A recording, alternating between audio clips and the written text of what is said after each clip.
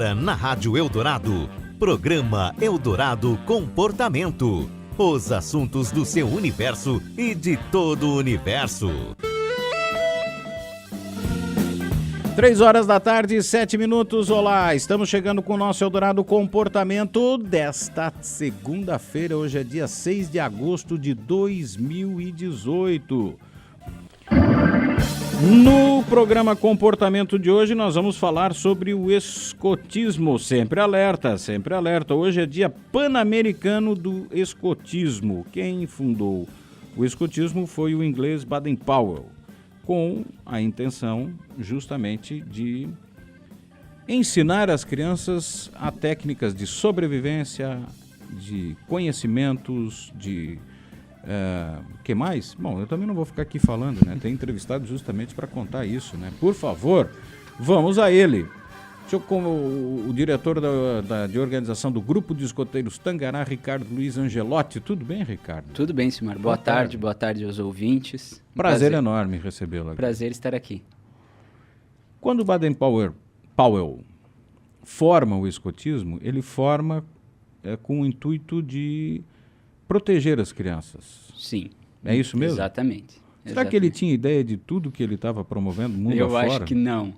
Eu acho que ele não tinha ideia do tamanho que ia tomar, né? Da proporção que o movimento ia ter no mundo ao longo dos anos. Um pouco antes de morrer, ele teve a chance de perceber isso, porque ele teve presente num Jamboree Mundial, que é um grande acampamento mundial. O movimento ainda não era tão grande, mas mesmo assim, ele teve nessa reunião, se eu não estou equivocado, isso 1920 por aí, tá? Já reuniu em torno de 25 a 30 mil pessoas. Uau! Então, e muito rápido, porque o movimento foi fundado em 1907. Né? Então, ali ele já teve... 13 anos depois já estava se espalhando pelo mundo. Acampamento já reuniu tudo isso. Quer dizer que era... Um acampamento reúne o quê? 1% do que tem de... acho que naquela época reuniu um percentual maior, porque ainda era muito concentrado na Europa. Sim. Né? Então, teve uma proporção maior. Hoje, se a gente pensar nesses grandes acampamentos mundiais, eu acho que talvez chegue a isso, a 1 a 2% do efetivo mundial, né, que consegue comparecer num evento desse. Né? Tanto que esse evento é a cada 4 anos, é bem esporádico. O próximo é agora Estados Unidos, ano que vem, próximo mundial. A gente teve um agora, foi o Jamboree brasileiro, agora em Campinas, mês passado. A gente sabe que Jamboree é o acampamento, mas qual é o significado da palavra Jamboree? Grande encontro. Um grande encontro. Muito bem. É uma língua específica do escotismo? Não. Eu vou ser bem sincero que eu não desconheço a origem da palavra, porque a gente escuta ela dentro do movimento desde Dieguito, sempre. por favor, etimologia da palavra Jamboree. Eu acredito que seja indígena. Eu acredito que seja indígena. Agora, voltemos a Baden-Powell. Sim, voltamos Eu ao falava princípio. hoje em torno da questão da Primeira e Segunda Guerra Mundial, foi mais ou menos situada aí, né? Isso é. E uma época de guerras, por exemplo, em que surgem, vamos lá, Nárnia, as crônicas de Nárnia. Se você analisar as crônicas de Nárnia, era uma fuga da realidade, porque a realidade era muito dura, a realidade da guerra era muito dura. Eles fantasiavam uma guerra, mas uma guerra mais romântica, né? Os escritores, e tem vários, além de Crônicas de Nárnia, tem vários outros, Senhor dos Anéis e tal... Eles romanceavam as guerras, me parece que até porque as crianças tinham essa necessidade de fugir da realidade cruel da guerra. A intenção, por exemplo, quando estouravam as guerras, todo mundo ia para o meio das florestas. Sim. Só que lá sofriam as agruras, já não tinham mais, principalmente dos meios urbanos, eles já não tinham mais os cacuetes de viver na floresta e sobreviver dela. Sim. E aí ele começa treinando as crianças para isso, é mais ou menos por aí, né? Para como sobreviver. O princípio. O princípio é dar uma base de treinamento e fundamento para as crianças, para elas terem autonomia. Né? Eu acho que a grande palavra do processo todo é autonomia. A capacidade de fazer e de enfrentar os desafios sozinho. Porque, por exemplo, hoje eu lembrei do pão, né? Como é que chama aquele pão? O pão mateiro. Pão mateiro, né? Que é enrolado a massa numa vara. No espeto, e feito na fogueira. E feito na fogueira, quer dizer, não precisa de forma, não precisa de... panela, faz o ovo também no espeto. Faz o ovo no espeto? Faz o ovo no espeto. Como faz o ovo no espeto, querido? Coisa de escoteiro. Só escoteiro consegue. Só escoteiro consegue. Um espetinho bem fino, faz um espeto bem fino, aquece bem ele, tá? E aí perfura o ovo bem rápido na longitudinal. Com o calor que o espeto está aquecido, ele já sela o ovo. E aí tu coloca ali no fogo, de levezinho, longe, não muito perto para não estourar. Ele vai cozinhar, fechadinho ali dentro. O daria para fazer também se tu fizer tu abrir o galho e depois amarrar de novo e deixar o ovinho ali, em tese. Sim, mas dá para espetar. A verdade, agora eu estava aqui te ouvindo, lembrando que eu já vi fazerem isso. Já vi fazerem isso no... Aí tu não precisa levar panela, não precisa levar nada. O calor do como tu disse, o calor do espeto, ele já vai cozinhar aquela parte da clara e da gema ali por onde passa, ele não vai vazar Não vai vazar e pronto. Só não pode botar muito perto do fogo, senão estoura, mas... Faz fogo do nada. Faz fogo com o que tiver, com o que puder. Quer dizer, essas técnicas de sobrevivência que até então eram do exército, ele passa para as crianças, para em tempos de guerra, com necessidade... Elas terem autonomia para sobreviver ou, né, para enfrentar os desafios. E na época, por exemplo, já na Europa era muito comum fazer trilhas, né? Como até hoje é. Agora aqui no Brasil está virando moda também. Eles já faziam isso há muito tempo. Sim, já. As caminhadas. Ó, vamos fazer trilha. Se perdeu, não vai morrer de fome. Até ser encontrado, se vira. Sim, exatamente. Essa era a intenção. Sim, proteger as crianças. Proteger as crianças. E aí dá uma educação, também fomentar um processo educativo, né? Porque usa-se todo esse método. Na verdade, o escotismo ele tem um método fundamentado, né? Então, todo esse método de aventuras, de vivências, da lei escoteira, da promessa escoteira, tudo isso fundamenta o método.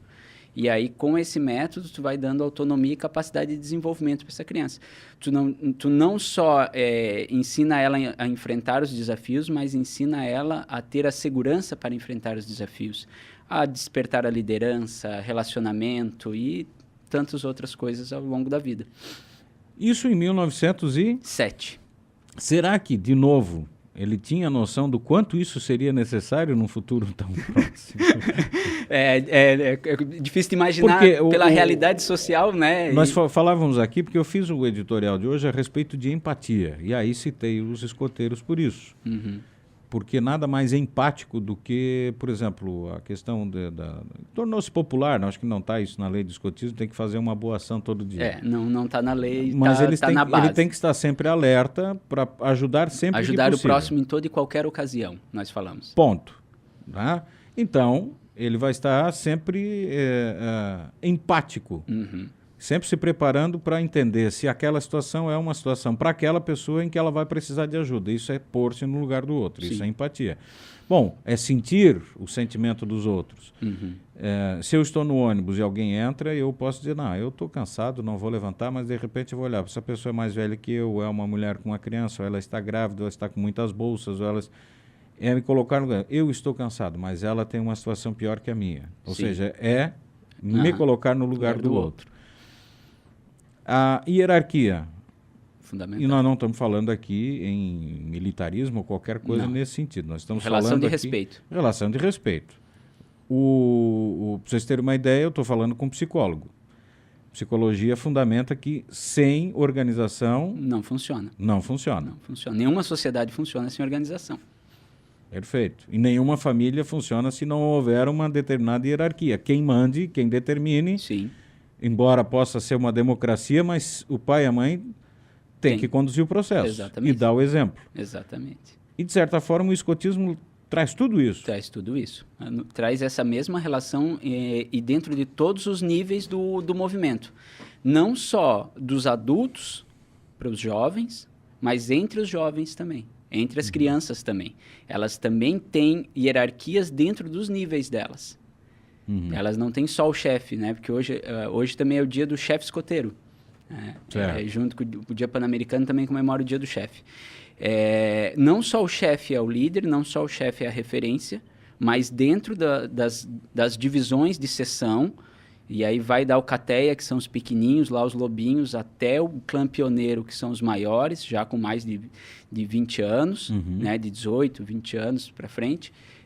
Eles também têm dentro desses grupos referências entre eles, que são pessoas com mais experiência, com mais capacidade de liderança, que se destacaram dentro do grupo também para manter a organização funcionando. Isso, de certa forma, pode indicar que há uma certa disputa por liderança dentro do movimento, né? Porque quando você diz assim, quem despertou mais liderança, quem se destacou como líder, a gente sabe que tem organizações que incentivam a disputa para descobrir o líder dessa disputa. Como é que se faz isso dentro do escotismo? E aquele manual do escoteiro do Guinho, Zezinho e Luizinho, é verdade ou o Walt Disney deturpou o escotismo? Depois do intervalo comercial, quando a gente continua esse papo no Dia Interamericano do Escotismo com o Ricardo Luiz Angelotti. Voltamos já. Rádio Eldorado, 3 horas da tarde, 25 minutos.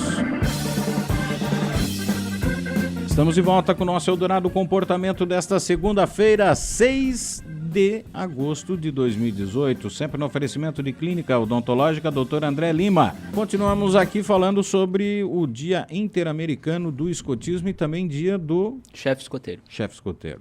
Com o Ricardo Luiz Angelotti, diretor de organização do Grupo de Escoteiros Tangará, aliás, o mais antigo aqui da região, né? Não. Não é? Não. Tangará foi formado pelo professor Teobaldo, Sim, né? foi fundada a primeira vez pelo Teobaldo em 1961, se eu não estou enganado, entre indas e vindas, fechou, abriu. Mas o grupo de Cocal, se eu não estou enganado, César Tibaldeschi. O Cesare de Nova Veneza. Não, o César de Nova Veneza, então é o Cesare, que é o mais antigo. Mais antigo. Tem o Cesare Tibaldeschi em Nova Veneza. Tem o Leão Baio em Treviso.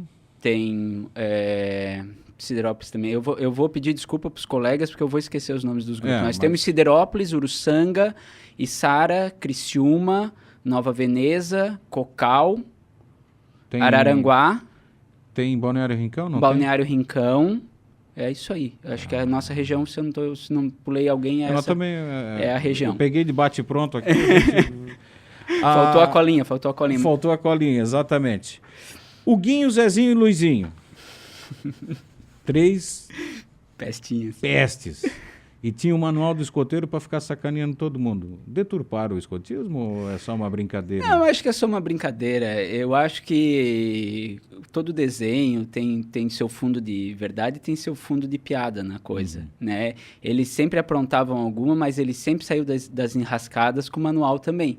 Né? Então, acho que tem sua serventia. Eu vou ser bem honesto, eu tinha, antes de ser escoteiro, e achava o máximo. Então, acho até que foi o que me levou para o movimento. O manual do escoteiro? O manual do escoteiro mirim do Guinho, Zezinho e Luizinho. Eu tinha a coleçãozinha completa na minha casa. Isso eu tinha 8, 9 anos. Não tinha grupo em Criciúma na época e eu dizia para meu pai e para minha mãe, eu quero ser escoteiro. Bom, eu consegui aos 11 anos. Aí... Sabe aquela história de Deus escreve certo por linhas tortas, né? Se foi por isso que tu procurou escotismo, né? Tá bom. Agora, o Cristiano está aqui, sempre alerta. Boa tarde, Silmar. Fui escoteiro dos meus 8 até os 21 anos. Não é esse do estado, o Grupo Escoteiro Gonçalves Dias de Palmito, Santa Catarina. Sem dúvida, uma das melhores coisas que já fiz em minha vida. Ainda saio para acampar de vez em quando, faço muitas atividades ao ar livre com minha filha de 9 anos. E ele mostra aqui uma foto dele com uma fogueirinha com a filha dele. Isso aqui é legal, cara. E nós falávamos aqui no intervalo essa possibilidade de dar essa autonomia às crianças. Ele está aqui, ó. Olha, eu vou mostrando. Ele fez uma cadeirinha com bambu. Né? Puxou uma vara aqui para segurar a chaleira. Tá tomando cafezinho. Olha aí a cadeirinha de... Não é nem de bambu, é com varas mesmo. Com varinha, com vara. Que show, cara. Isso aqui eu já estou ideando fazer lá em casa com bambu, cara. A gente faz muita coisa com bambu também nos acampamentos. Exato, olha aqui, ó. Tá muito bem instalado, redinha e tal, né? Chaleirinha. E é só querer, né? Só querer. Manda um abraço pro Ricardo. Fomos escoteiros juntos, patrulha Águia, quando era no Colégio Marista, diz o Matheus. Tá te mandando um abraço. Matheus. Bons tempos. O Grupo Leão Baio de Treviso. Opa, isso, sempre alerta. Não tinha bambu no local, ele disse, por isso que ele fez com galhos. Né? Mas beleza, tá bem instalado. Tá bem feita a pioneiria, tá de parabéns. Muito bem. Agora, o escoteiro, vamos lá. Essa questão da disciplina. Dá para dizer que hoje em dia é uma das principais coisas é ensinar disciplina para as crianças? Está faltando esse referencial de disciplina para os pais? Agora, vamos falar como pai, né? Talvez. Eu estou puxando mais por esse lado, até porque eu sei como psicólogo e pai, tu conseguirá falar melhor sobre o assunto. Porque é meio recorrente. Hoje em dia as crianças não têm mais controle, a gente não tem mais medida. Muito E daí? A gente escuta muito isso. A relação familiar mudou muito, né? Nos últimos anos. Talvez não é que as crianças sejam mais indisciplinadas, eu acho que elas são têm mais coragem para enfrentar, né? Eu acho que elas batem mais de frente com a autoridade do que a gente batia antigamente, né? Na nossa geração. Sim. Acaba que o movimento ajuda muito nisso, porque elas aprendem a lidar muito bem com essa disciplina. E é engraçado, né? Às vezes é a mesma história que a gente escuta das professoras, né? Dentro da sala de aula não acontece o que acontece em casa. Lá no grupo também não acontece. No movimento escoteiro não acontece, porque eles percebem muito claro e muito rápido como funciona. E se quer se enquadrar, se quer permanecer, vai ter que aceitar como funciona.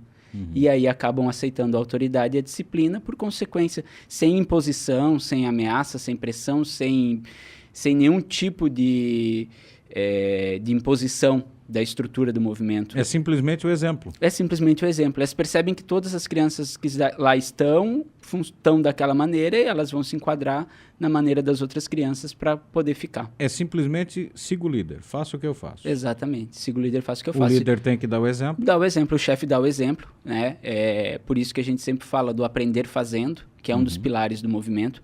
O chefe vai ensinar a fazer e a criança vai fazer. Então, não é só alguém dizendo que ela tem que fazer, é alguém fazendo junto para ensiná-la e dando autonomia para ela que na próxima vez ela vai poder fazer sozinha. Com supervisão, é claro. Engraçado como a própria educação levou tanto tempo para perceber isso, né? Hoje você tem a Escola da Ponte, por exemplo, em Portugal, em que você dá autonomia, mas com regras. Sim.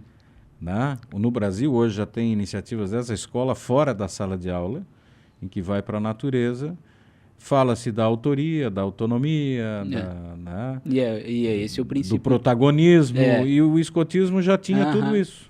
Protagonismo, o que o pessoal fala hoje, empoderamento, né? São lindas palavras de coisas que o movimento já faz há mais de um século. Autoconhecimento, porque você tira ele do meio da família, vai pôr ele como indivíduo, né? Ainda em tenra idade, vai possibilitar o autoconhecimento. Quais os meus pontos fortes, quais os meus pontos fracos, quais os meus medos, quais as minhas inseguranças, e trabalhar tudo isso de uma forma divertida. Uma forma extremamente lúdica. Aí eu ia dizer agora, colocamos o lúdico de novo, que de repente... Estava tudo presente já, né, pra gente do movimento. Há 111 anos atrás... 111 anos atrás, um cara lá resolveu fazer tudo isso.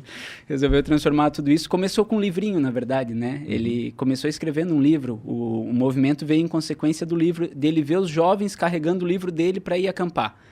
E aí ele chamou esses jovens e disse, não, se vocês estão com o meu livro, então vem comigo.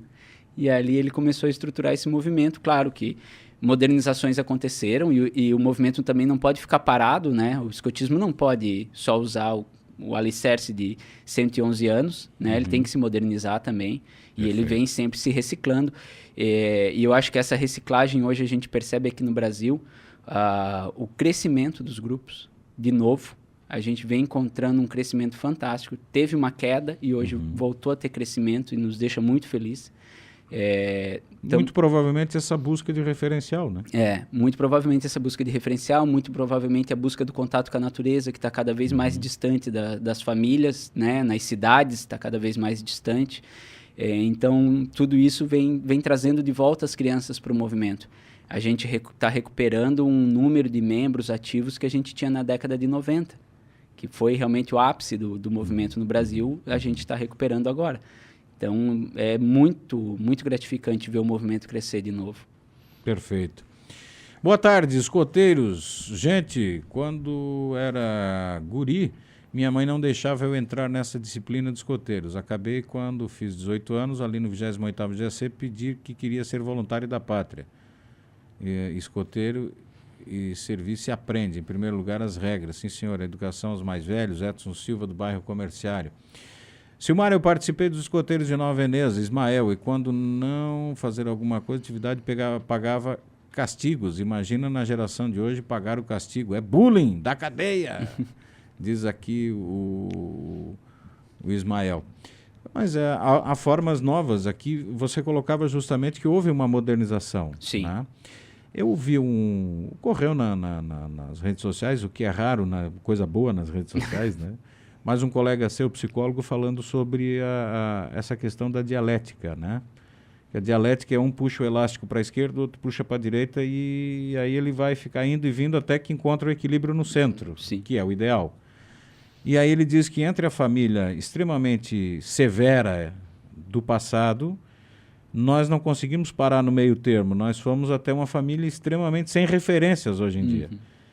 E a gente negou o que tinha de errado naquela família extremamente severa do passado, mas também negou as coisas boas que tinha. As referências positivas. E aí ele deu o exemplo. É a mesma coisa que dar banho numa criança que está suja e a hora que for jogar a água da bacia fora, joga a criança fora junto. Então você tem que tirar a sujeira, a criança tem que ficar. Sim. Né? Você não joga a água da banheira fora com a criança dentro. Com a criança dentro. Né? E aí vem a questão, quer dizer, o que há de bom tem que ser mantido. Tem que ser mantido. Foi esse movimento que você afirma aconteceu no escotismo? Sim. Quer dizer, o que não cabe mais hoje em dia, por razões óbvias, tudo bem, mas a essência é mantida. A essência é mantida. A essência, os fundamentos são mantidos, a lei, a promessa é a mesma desde 1907. Isso não mudou. O que vem se transformando é a relação com o jovem. A relação com o adulto que trabalha no movimento também, o voluntário, são todos voluntários, né? Essas relações necessariamente se transformaram, porque a criança de hoje não é a criança eu falo por mim, eu fui escoteiro, eu entrei no movimento em 1991, né? Eu tinha 11 para 12 anos de idade. O movimento era completamente diferente. Eu olho hoje, eu vou nas reuniões do grupo, minha filha está no movimento, eu digo, mas a gente fazia diferente, às vezes era um pouco mais severo, talvez era um pouco mais, como ele diz, pagava castigo. Hoje em dia realmente não cabe mais isso. Mas nem o exército é mais como era. Não, exatamente, isso não cabe mais. A relação é outra. A gente que é um pouco mais antigo olha e pensa assim, mas comigo funcionou. Tá, mas espera aí, não funciona mais. Muda um pouco, relê, né, avalia novamente. Tanto o movimento, ele até ele se adequou um pouco até na divisão de faixa etária, né? Flexibilizou um pouco mais. Antes era muito engessado, a entrada e mudança de etapas ali do movimento, segundo a faixa etária. Hoje já está um pouco mais flexível, para entender também o desenvolvimento das crianças que está diferente. Dizer, você vai descobrindo coisas novas, né? Eu ainda assisti um documentário no final de semana que dizia que até 30 anos atrás achava-se, por exemplo, que a criança era simplesmente um livro. Quando ela chegava na escola, era um livro em branco que ia começar a ser escrito ali. Ela já chegava ali com conhecimentos enormes. Boa parte da história escrita já, né? É verdade. Já determinada. Você achava que dentro do útero a criança não agregava nada. Hoje sabe que... Então são descobertas. Essas descobertas têm que levar a adaptações. Tem que levar a adaptações. Tu não pode pensar, vamos trazer bem para a realidade atual. Tu não pode mais pensar um movimento e não discutir com as crianças internet e não ter algo que seja atrativo para elas em aplicativos. Não tem como. O movimento precisou se adaptar. Hoje a gente tem aplicativo que acompanha a progressão da criança. Ela vê ali no aplicativo, no celular dela, quais etapas que ela cumpriu do processo de desenvolvimento dentro do movimento, para saber se ela vai ganhar aquele distintivo que ela está tentando ou não. Perfeito. Tem que trazer para a realidade. No nosso tempo era uma caderneta. No meu tempo era um xerox de um livrinho, que eu levava lá e o chefe assinava. Já xerox já era moderno. No meu tempo era mimeógrafo. Já era um xerox do livrinho, o chefe ia lá e assinava, tu cumpriu essa etapa. Aí o chefe dava uma assinatura. Na semana que vem tu levava o livrinho de novo.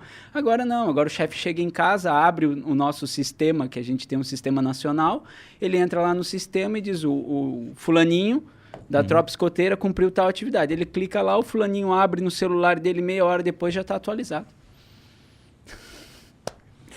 Tá aí, entendeu, meu compadre? Vamos fazer o seguinte, vamos ler aqui as mensagens, depois a gente vai para o intervalo. Boa tarde, eu fiz parte dos escoteiros, não lembro o nome, ali no Lapagesse, dos meus 14 anos. Agora tenho uma filha de 8 anos e tenho certeza que ela adoraria participar. Como faço para ter mais informações? Aqui em Criciúma a gente tem o Grupo Escoteiro Tangará, ele está sediado na SATIC, Tá? Temos encontros todos os sábados à tarde, às 1h30. Aí comparecer lá, no momento a gente já vai até abrir aqui, a gente está com lista de espera de vagas. Tá? Então, mas vai lá, bota o nome da filha na listinha de espera, abrindo uma vaga. Boa notícia. Um abraço para o Angelotti, sempre alerta. Fernanda Menezes. Sempre alerta, presidente do grupo. Estou adorando ouvir o programa, nosso tempo era chinelo, diz o Edson aqui. Tá certo, Edson. Vamos para o intervalo? Depois do intervalo a gente continua esse papo aqui sobre escotismo. Está conosco aqui o Ricardo Luiz Angelotti, diretor de organização do Grupo de Escoteiros Tangará, aqui de Criciúma, falando sobre o escotismo fundado por Baden-Powell, e ele nos disse que foi em 1907, portanto há 111 anos atrás. Isso. E embora tenha tido algumas mexidas, né, tenha se modernizado, ele mantém as tradições fundamentais. Sim. Que é o juramento, uma das coisas. Qual é o juramento de escoteiro? A gente pode saber ou é secreto? Não, pode. A gente chama de promessa, né? A promessa escoteira é a seguinte: prometo pela minha honra fazer o melhor possível para cumprir meus deveres para com Deus e minha pátria, ajudar o próximo em toda e qualquer ocasião e obedecer à lei escoteira. Bom. E para o adulto e respeitar a União dos Escoteiros do Brasil. E aí a lei escoteira tem... Aí são alguns itens. Perfeito. Boa tarde, manda um abraço para o Antônio Carlos Melo, grande escoteiro da nossa cidade, diz o Cabo Eduardo. Tá mandando aqui, valeu. Aqui entrevista show, tenho em casa um escoteiro e um lobinho. Nenhum dos dois queria entrar no grupo. Pedi para irem no primeiro encontro e depois ver o que achavam. Resumindo, nenhum dos dois pensa em sair, diz a ouvinte aqui. É assim mesmo. Puxa vida. Alguém mandou aqui, eu sou contra o aborto. Não sei se ele mandou para o lugar errado, mas registre-se a manifestação do ouvinte, né? Em defesa da vida e contra o aborto, ele diz aqui. Né? Eu não sei se de repente chegou atrasado a mensagem ou ele mandou para o lugar errado, mas está feito o seu registro. Aliás, o interessante é o que a nossa ouvinte coloca aqui sobre os filhos, é que mesmo que eles não queiram, eles vão ao primeiro encontro e se encantam com a coisa. Né? É encantador. A gente sempre O que faz num acampamento? Como é que é um acampamento, Ricardo? O acampamento é o grande ápice, né? A gente, na verdade, tem mais atividades em sede, que a gente chama, que são as atividades na sede do grupo, e cada grupo tem a sua, a nossa é aqui na SATIC, um espaço fantástico, por sinal, né? SATIC tem uma estrutura maravilhosa para a gente trabalhar com as crianças. Que quem conhece só a parte da frente ali passando, não tem ideia do que tem lá atrás. O bosque que tem lá atrás. É um negócio fabuloso. É quase uma floresta particular ali pra gente. É verdade. Então, assim, mas o acampamento ele é o grande momento, né? As crianças normalmente saem cedo no sábado, de manhãzinha. Então já começa aí, tem que acordar fora do horário de rotina, já muda um pouco o cotidiano. E aí elas vão chegar lá, elas vão montar sua barraca, vão estruturar seus equipamentos, separar o seu espaço de patrulha. Mesmo que estiver chovendo? Mesmo se estiver chovendo. Mesmo se estiver chovendo. Claro, um clima muito ruim a gente suspende o acampamento, mas se é possível de aproveitar, a gente vai. E aí, o acampamento ele é sempre dividido em uma série de atividades ao longo de todo o acampamento. Né? E aí, algumas atividades daqueles que já fizeram em sede, eles vão repetir lá, né? Porque é tudo desenvolvimento e treinamento. E algumas atividades novas e alguns desafios novos que vão ser dados. Todo acampamento tem o que a gente chama de fogo de conselho, que é à noite a gente faz uma grande fogueira e reúne todo mundo. E aí as crianças apresentam teatros, cantam músicas, a gente faz alguns cerimoniais que fazem parte do movimento. E aí só quem está lá sabe o quanto é mágico um fogo de conselho, o quanto marca a vida de um escoteiro. E outro dia de manhã, atividade noturna, faz caça ao tesouro à noite, faz caça ao chefe. E no outro dia de manhã acorda, faz café da manhã e começa tudo de novo. Então, o acampamento ele é legal porque ele é um intenso, né?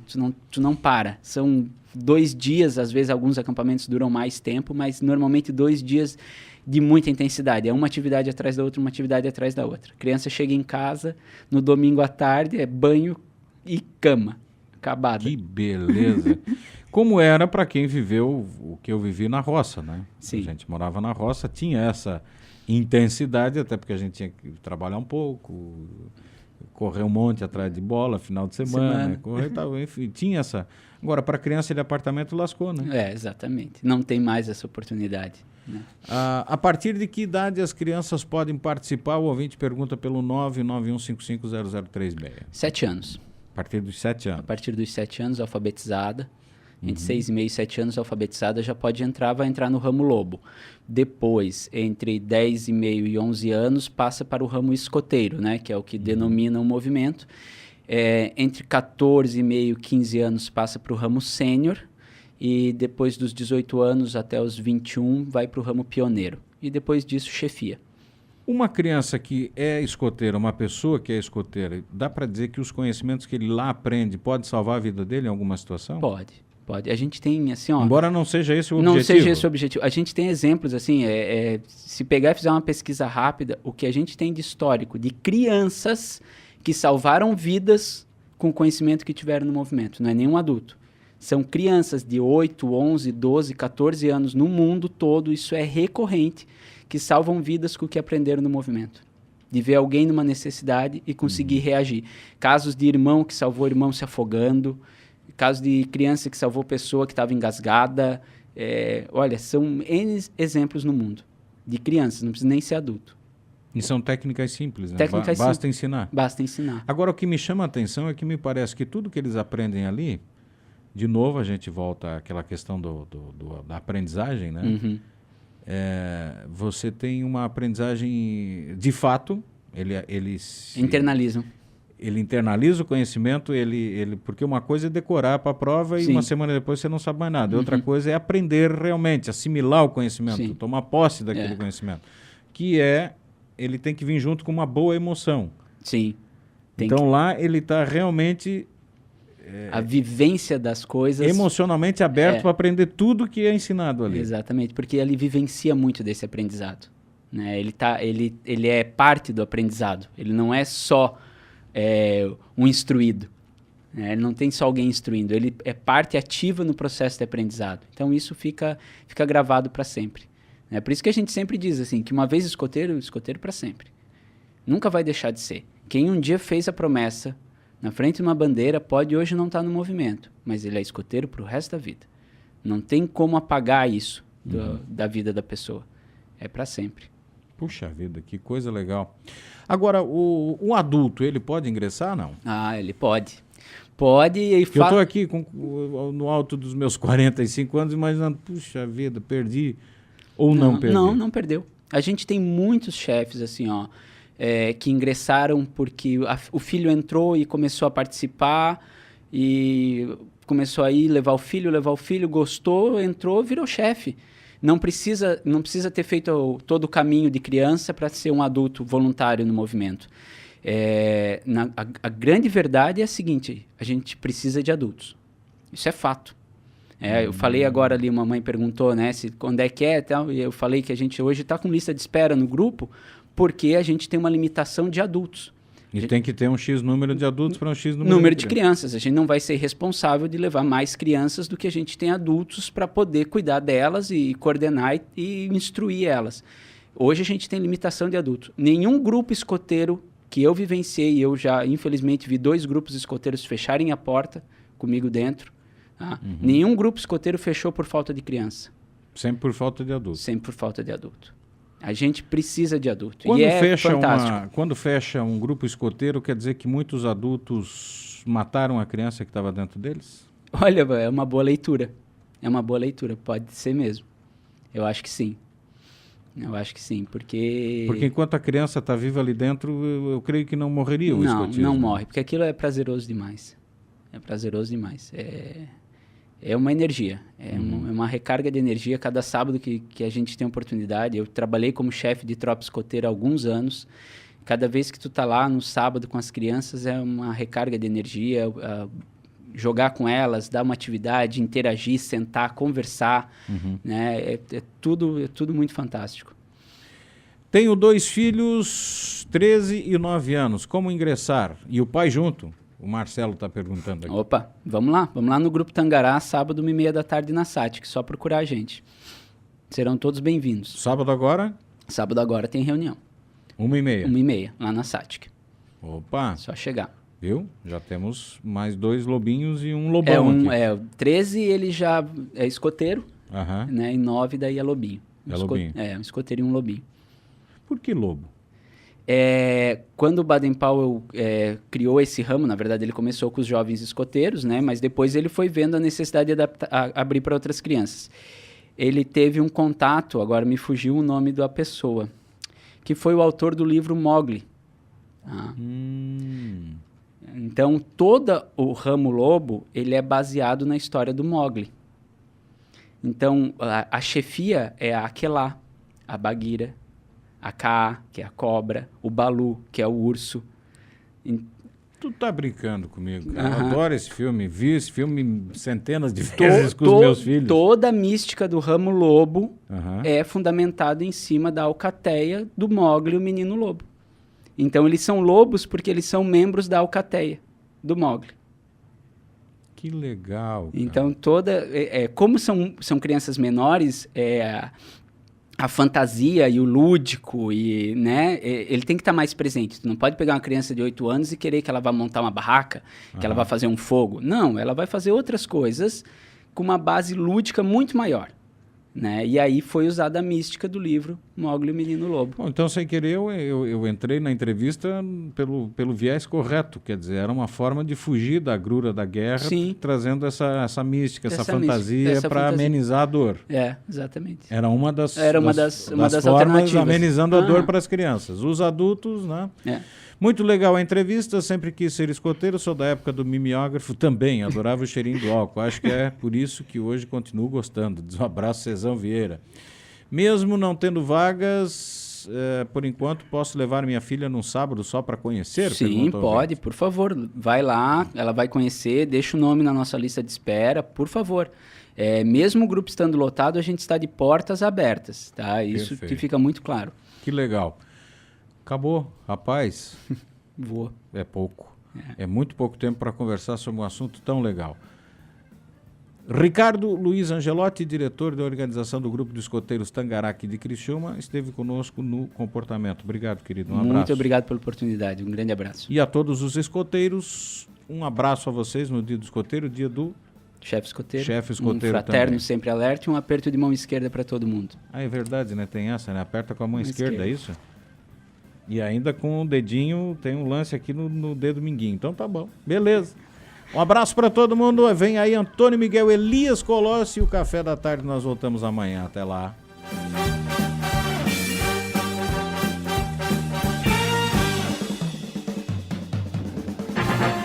Eldorado, a primeira em jornalismo.